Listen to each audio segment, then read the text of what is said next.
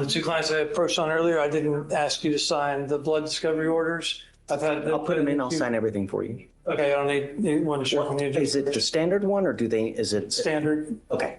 Okay. So some of the stuff that they've seen already. We filed it. It's in your queue. It's just a standard blood discovery. Standard blood discovery. Then I'll sign it. You will sign them today? Yeah, of course. Okay, thank you.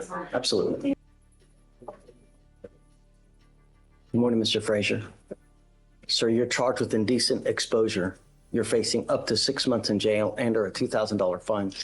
We're going to do probable cause. You have the right to remain silent. Anything you say can and will be used against you. You have the right to have an attorney present. If you cannot afford one will be appointed to you, sir. Yes, Judge. On March 1st, 2025, the officer was at a Texas Roadhouse parking lot in Harris County, Texas, conducting a traffic stop. While on the stop, 2 restaurant employees approached the officer to state the defendant had just exposed himself to them by having his car window down to be visible to them and stroke his penis up and down. The employees provided a picture. A photo of the act? That's game over. In indecent exposure cases, visual evidence like this is the prosecutor's golden ticket. And let's be real. Parking next to the victim after? This guy wasn't just reckless. He was daring the cops to catch him. Of the vehicle, the license plate, and a picture of the defendant. While trying to get an accurate location of the vehicle, the defendant began approaching the employee while she was on foot in the parking lot. 2 employees pointed out the vehicle getting ready to leave the parking lot, and the officer conducted a traffic stop. The defendant stated he was trying to get to a hospital for a laceration to his left leg, and the officer went inside the restaurant to view surveillance of the parking lot. The officer observed the defendant waiting in the parking lot before the complainants walked out. The defendant was parked further back than the complainants. When the complainant got into their vehicle, the defendant drove forward and parked next to the complainants. The complainants turned and observed the defendant to have a passenger window down, sitting up in the driver's seat, and stroking his penis in an up and down motion. The complainants drove off and came back to the defendant's vehicle to get a picture of the defendant and his vehicle. The defendant pulled forward again in a parking next to the vehicle with a woman facing away from the defendant. The defendant parked his vehicle and eventually drove away.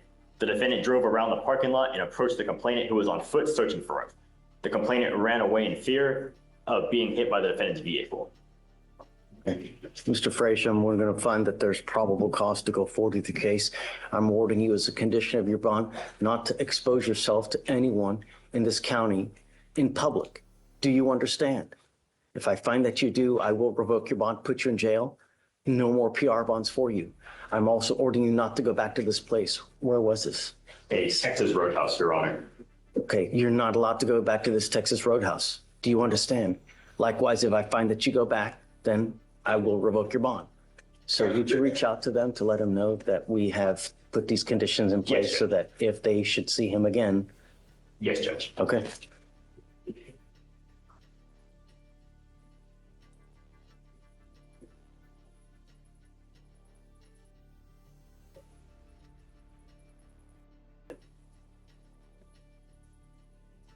Mr. Fleischer, do you have the ability to hire a lawyer, or would you like to apply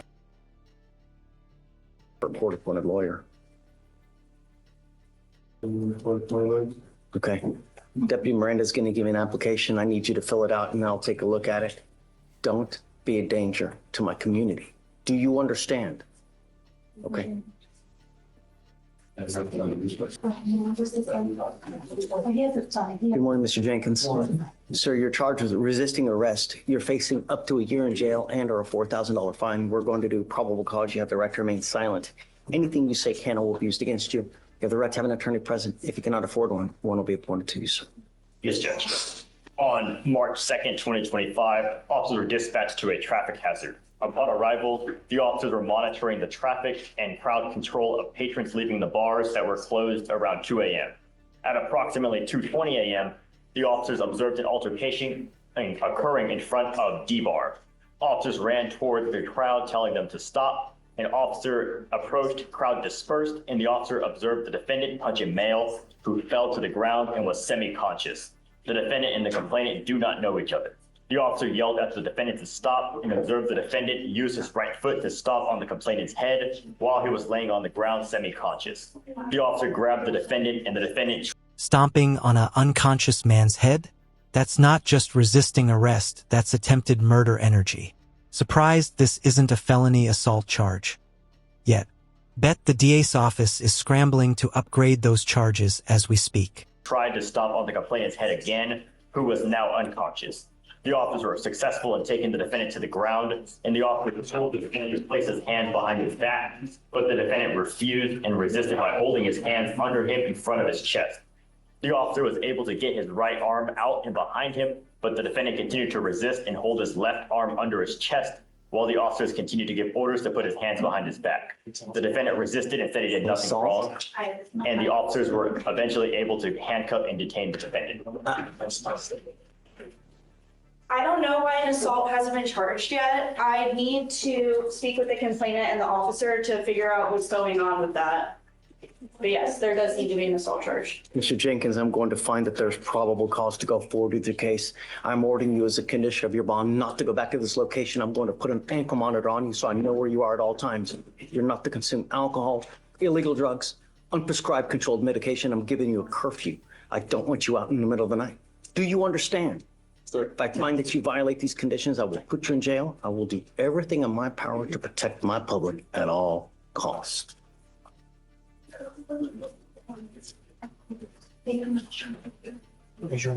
9 p.m. to 6 a.m. Yes, Judge.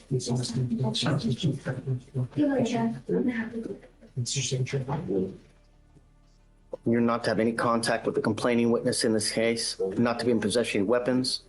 This is for you, Judge? Yeah, not to go within 1,000 feet of this, of D-bar. Excuse me, Judge. I had hired a lawyer, Ms. Timberly Davis, TJ Davis Law Firm. I don't know. Yes, sir. I don't have anyone here. I don't have anyone that filed any documents. So what we can do is we can reset your case to give you time to hire this person. I already paid money and everything. I don't know what it. I don't know why they're not here. I mean, it's already nearly 11 o'clock. Usually lawyers will get here, you know, she may be, or she or he may be busy somewhere else. I don't know. So what we can do is I can have you go to Ramona Santa Rita. I'll have you get with Fleischer for your bond conditions and we'll just have you take a seat to see if they show. Okay? You know what's expected of you. I don't care who is representing you. I don't care who it is. Small farm animal, you are a danger to my public. I only have one place for you. Do you understand? Yes, sir. All right. Good morning, sir. Good morning. Sir, you're charged with driving while intoxicated. You're facing up to 6 months in jail and or a $2,000 fine.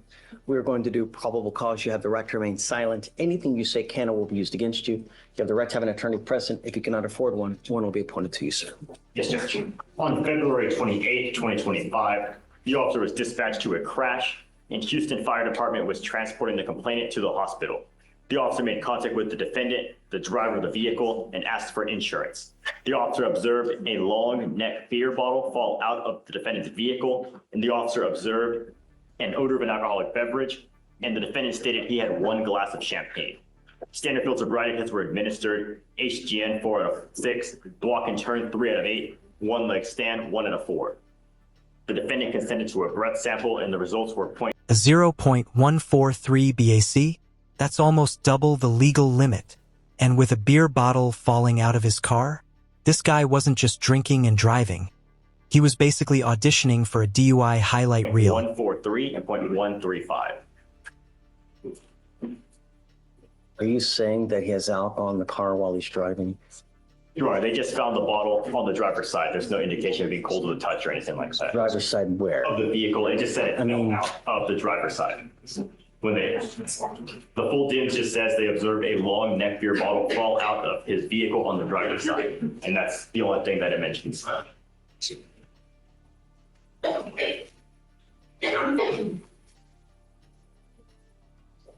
Can you run his license, run him, see if he has any prior DWIs, Yes, please, and then his license?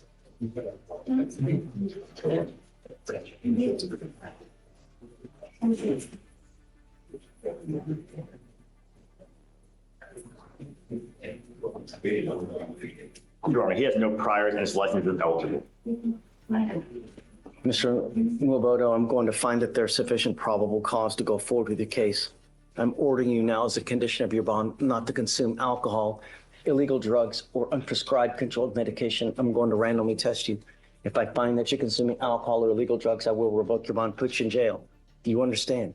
You are not allowed to drive unless you have a valid Texas driver license and a liability insurance in your name. If you don't have car insurance, likewise, you're not allowed to drive. We are going to reset your case to give you time to hire a lawyer. So I will have you go to Ramona, sign a reset. After that, you'll get with Fleischer for your bond conditions, and after that, you'll be free to go. When you come back, please have a lawyer, sir. Oh, Herrera?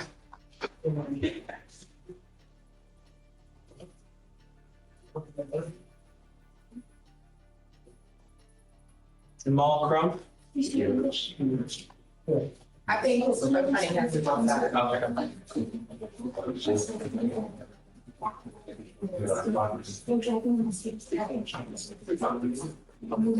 You are Mr. Samuels. Yes, sir. Sir, you're charged with failure to identify oneself to a peace officer while being a fugitive from justice.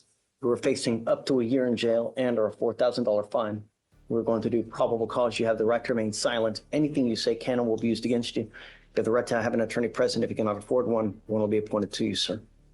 Yes, Judge. On February 28, 2025, the officer was dispatched to a suspicious person call on Montgomery Road in Harris County, Texas. The officer arrived on scene and was informed by the caller that there was a male at the above location that had a warrant and that he was sitting on the steps in front of the apartment.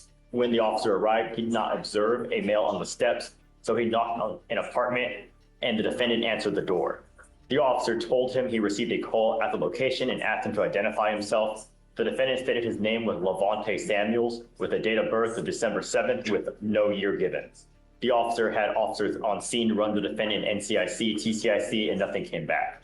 The officer asked the defendant again for his name, and he informed him the same name.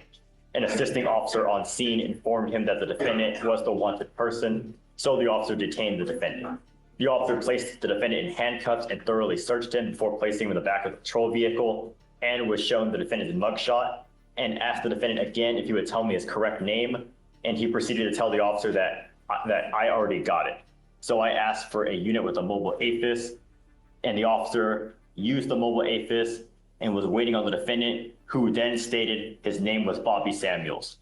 The officer then had dispatch confirm the warrant, and the defendant stated that he had told him the wrong name because he knew he had a warrant. The warrant was confirmed, and the officer took the defendant into custody. So you had an open, felony warrant? I'm trying to find what it was. It was an AFM warrant, an assault family member. I'm trying to see where it's. It's a felony warrant. It's a felony warrant, Your Honor. Mr. Samuels, I'm going to find that there's probable cause to go forward with the case.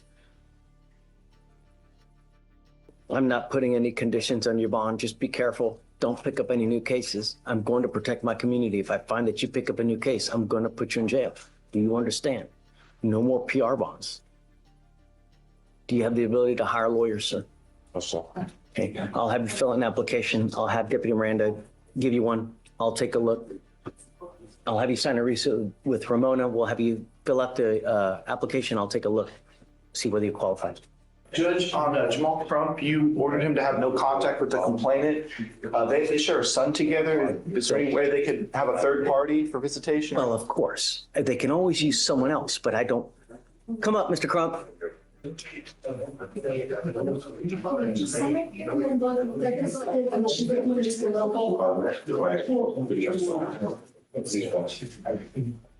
I know that you're upset that they filed this case. When I mean no contact, I absolutely mean it. They're going to call this person now to let them know of the bond conditions that have been filed. So if I get wind that you have contact with this person, then we're going to have issues.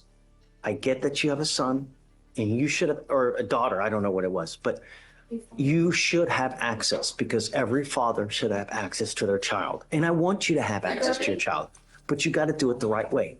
You know, use someone who, like James saying, a third party. Don't take it upon yourself to try to do stuff because it's going to go sideways real quick.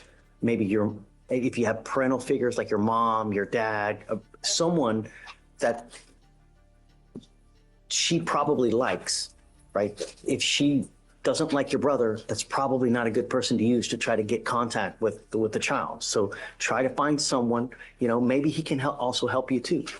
Maybe he can help facilitate as well, where they she drops off the child at a McDonald's somewhere, and then you come and you get the child for a certain amount of time, and you drop the child back off at a McDonald's. But don't do stuff your own way. Are we good? Okay. Thank you, Judge. Yeah. Yeah, we need to like, Mr. Mallard, come on up. oh, this is the same thing.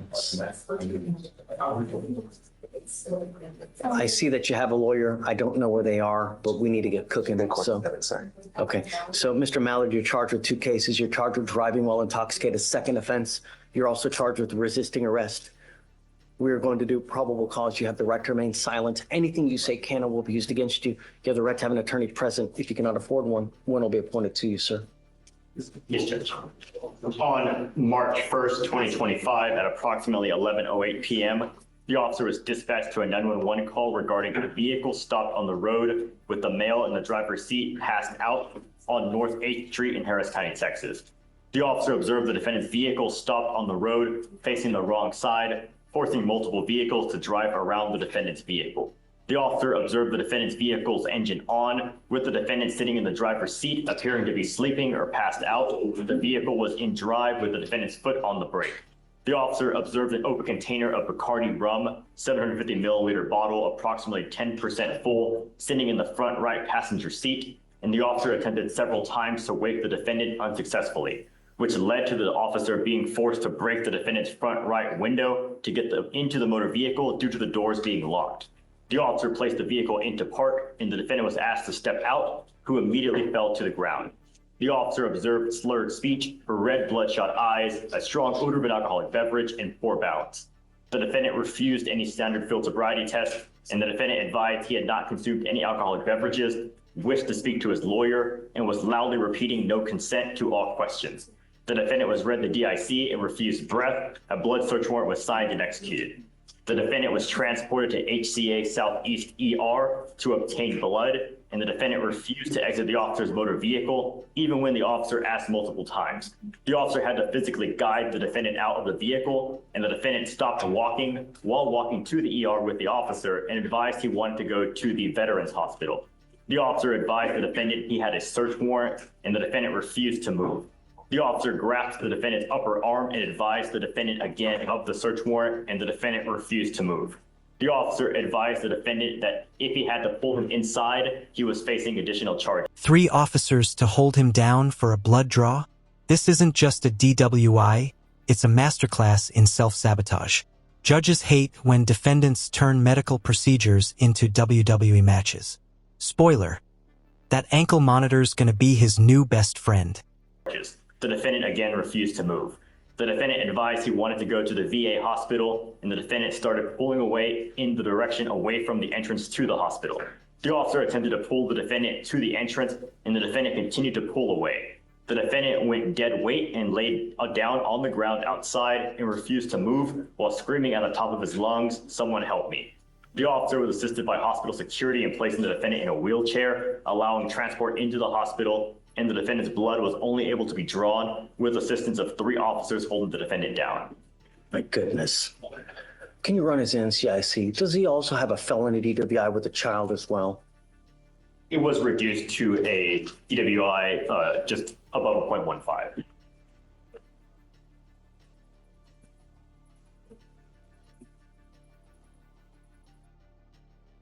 If you have a problem with alcohol, you better address it, Mr. Mallard, because if you don't, I'm going to do it for you.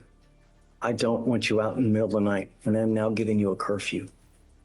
You are not allowed out past 9 p.m. to 6 a.m., and I'm going to put a monitor on your ankle so I know that you're not out in the middle of the night. On your other ankle, I'm going to put a scram monitor so I know that you're not consuming alcohol. Likewise, I don't want you to drive. I am now taking away your privilege to drive as well. You're not allowed to drive. Do you understand? Judge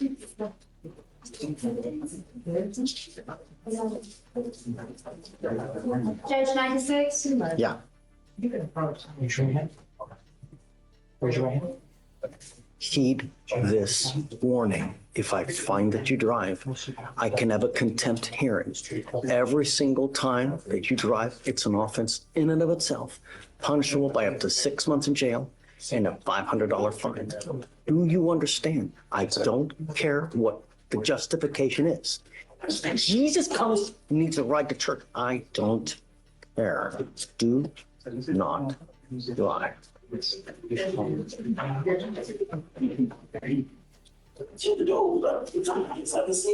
trying to read what I'm recording this. I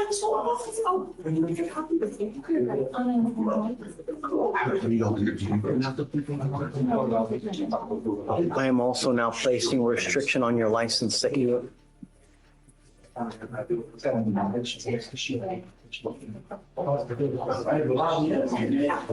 Excellent. That's all. Cool. I couldn't see him. I am now placing an additional restriction on your license as well, that you are not allowed to drive any vehicle that doesn't have an ignition interlock on it.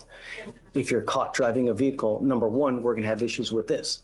Number two, I'm sending now notice to DPS in Austin so that they know any vehicle that you drive is supposed to have an interlock in it. So if you're caught driving a vehicle that doesn't have an interlock, they will take you directly to jail. Do you understand? At this time, you're not allowed to drive. So you will get, well, you got the scram, so I'm not going to give you a portable device, but I don't want you drinking at all. This thing is extremely finicky that they're putting on your ankle. So know what you put in your body. Do you understand, Mr. Mallard? Yes, sir. If I find that you consume alcohol, anything that has alcohol in it, cakes, candies, foods, gums, energy drinks, hair dye, I've heard it all. If I find that you're consuming, it's really not going to go well.